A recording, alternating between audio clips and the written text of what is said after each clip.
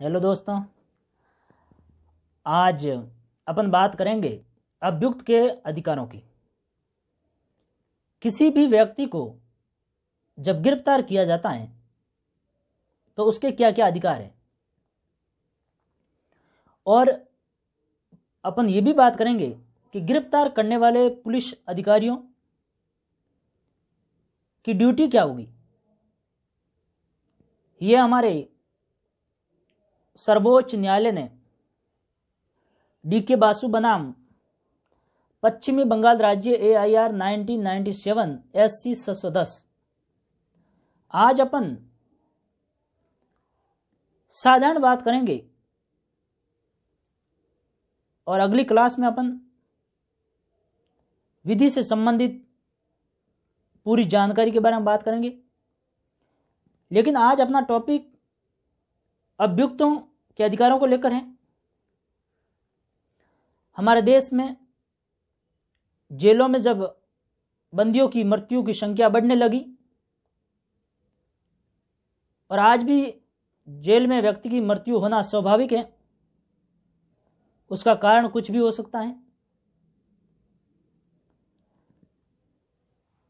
हमारी देश की सर्वोच्च अदालत ने कहा कि जब किसी व्यक्ति की जेल में मृत्यु होती है तो वह अमानवीय, क्रूरता, अपमानजनक है। हमारे देश की सर्वोच्च अदालत ने चिंता व्यक्त करते हुए कहा कि पुलिस अभिरक्षा में मृत्यु होना विधि शासन द्वारा शासित सभ्य समाज में सबसे खराब अपराध है। यानी हमारे देश की सर्वोच्च अदालत पुलिस अभिरक्षा में होने वाली मृत्यु पर बहुत खेद जाहिर करती है, और इस मामले में देश की सर्वोच्च अदालत ने केंद्र सरकार और राज्य सरकार की जांच एवं सुरक्षा एजेंसियों को यह निर्देश दिए कि गिरफ्तारी और निरोध के समय इन निर्देशों का पालन करें। इस वाद में डी.के. बासु एक गैर राजनीतिक संस्था के अध्यक्ष थे।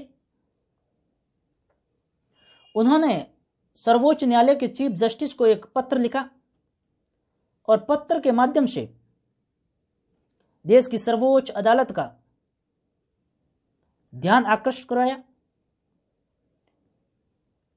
जिनका उद्देश्य था कि जेल में जेल बंदियों की मौतें हो रही है, और हमारी देश की सर्वोच्च अदालत ने इस पत्र को लोक हितवाद यानी PIL पब्लिक इंटरेस्ट लिटिगेशन मानते हुए, संज्ञान लेते हुए सुनवाई शुरू की, और देश की सर्वोच्च अदालत ने एक मार्गदर्शक सिद्धांत जारी किए और कहा कि जब तक भारतीय संसद इस पर कोई कानून न बना दे तब तक ये कानून का काम करेगी। स्वाभाविक है कि हमारे देश की सर्वोच्च अदालत को आर्टिकल 141 के तहत कानून बनाने की शक्ति प्रदान की गई है। देश की सर्वोच्च अदालत के द्वारा जारी विधि या घोषित विधि सभी न्यायालयों पर बाध्यकारी होगी, और इसकी अनुपालना करना जरूरी होगा। और इस केस में जो दिशा निर्देश जारी किए थे वह पुलिस को लेकर और अभियुक्त के अधिकारों को लेकर किए गए, जिसमें पहला अधिकार यह है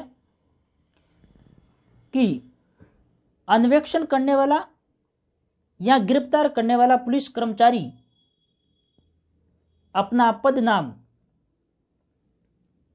यानी उसका पद क्या है, रैंक क्या है और उसका नाम क्या है, जो पुलिस कर्मचारियों के जेब पर नेम टैग लगा रहता है, जो आप देखते हैं यहां पर, और ज्यादातर पुलिस कर्मचारी आपने देखे होंगे नेम प्लेट झुकी हुई रहती है, यानी नेम प्लेट को इतना झुका देते हैं कि सामने वाला इंसान पढ़ भी नहीं पाए। और यह भी सर्वोच्च न्यायालय की अवमानना है, इसको अवमानना माना जाएगा, क्योंकि सर्वोच्च न्यायालय की गाइडलाइंस ये कहती है कि उसका पद नाम स्पष्ट दिखना चाहिए, और जो गिरफ्तार करने जा रहा है उस व्यक्ति का ये पद नाम स्पष्ट होने से ही तो अगले व्यक्ति को समझ में आएगा कि किस रैंक का अधिकारी और उसका नाम क्या है जो हमें गिरफ्तार करने के लिए आया है। और न्यायालय ने कहा कि वे सभी पुलिस कर्मचारी जो गिरफ्तार व्यक्ति से पूछताछ करते हैं उनका एक रजिस्टर में विवरण होना चाहिए कि कौन कौन से व्यक्ति उससे पूछताछ करते हैं और किस किस ने इससे पूछताछ की है, उसका विवरण एक रजिस्टर में होना चाहिए। और वह रजिस्टर राज्य सरकार द्वारा विहित किया जाता है पुलिस थानों में, उसमें अंकित होगा।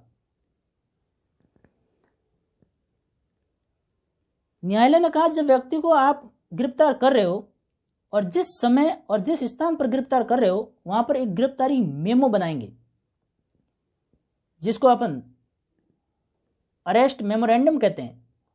यानी ये परफॉर्मा तैयार करोगे और उस परफॉर्मे पर उस परिवार के या उस मोहल्ले के प्रतिष्ठित 2 व्यक्तियों के साक्ष्य के रूप में प्रमाणित कराओगे कि हमारे सामने इस व्यक्ति की गिरफ्तारी हुई है।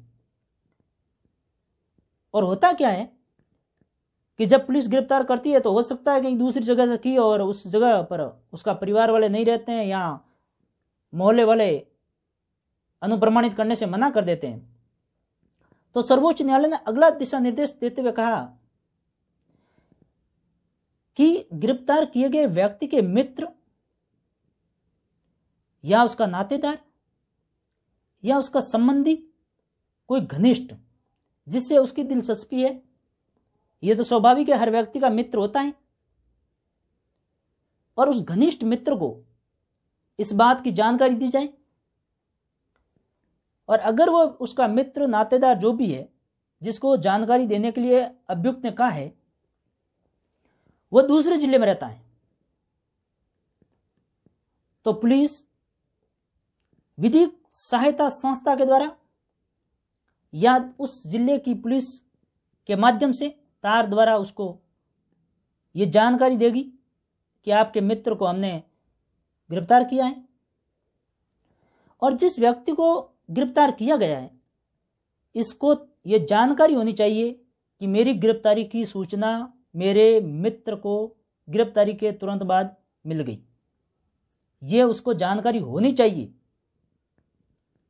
उसको ये आश्वासन होना चाहिए कि मेरी गिरफ्तारी की जानकारी मेरे नातेदारों को मिल गई है। न्यायालय ने कहा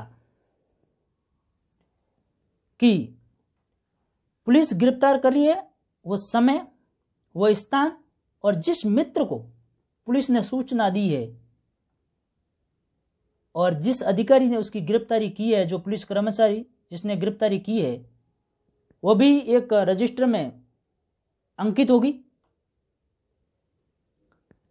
ताकि इसे समझ में आए कि किस मित्र को सूचना दी और उसमें गिरफ्तारी का समय क्या था और गिरफ्तारी करने के बाद ये व्यक्ति किसकी अभिरक्षा में है। यानी पुलिस कस्टडी में एक पुलिस कर्मचारी या पुलिस ऑफिसर जो भी होते हैं थाने में, उनको सौंपा जाता है। और जब अपन जाते हैं पता करने के लिए तो पुलिस कहती है कि आपके मामले की तफ्तीश तो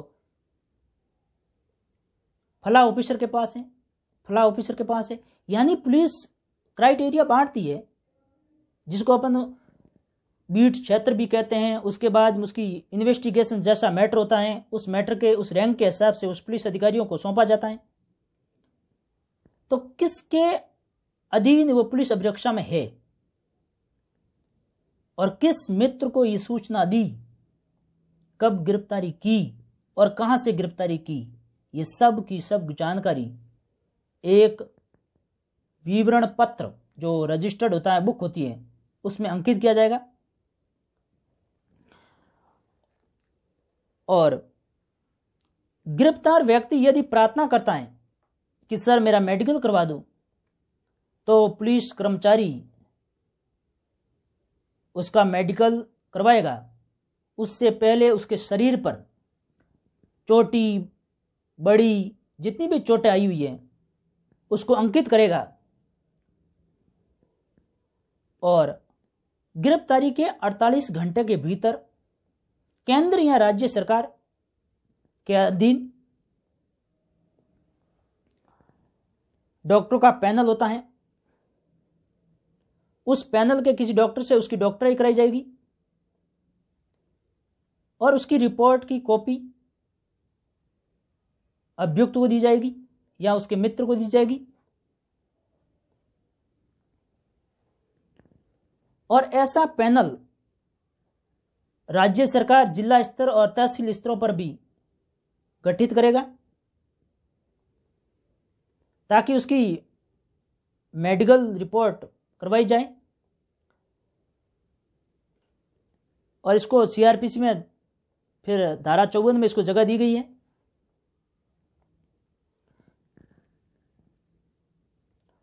गिरफ्तारी व्यक्ति की जब वो सारे दस्तावेज जिसमें गिरफ्तारी मेमो भी शामिल हैं, वो सारी पत्रावली उसकी सारी प्रतिलिपियां एक साथ एक फाइल में बंद कर संबंधित मजिस्ट्रेट के समक्ष रखी जाएगी।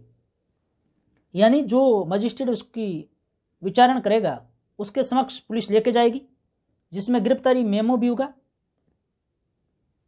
और वो सारी प्रतिलिपियां जो उन्होंने क्या क्या अभी तक किया इन्वेस्टिगेशन में, वो पूरी फाइल संबंधित मजिस्ट्रेट के समक्ष रखी जाएगी। और गिरफ्तार किए गए व्यक्ति को पूछताछ के दौरान अपने पसंद के अधिवक्ता से मिलने दिया जाएगा।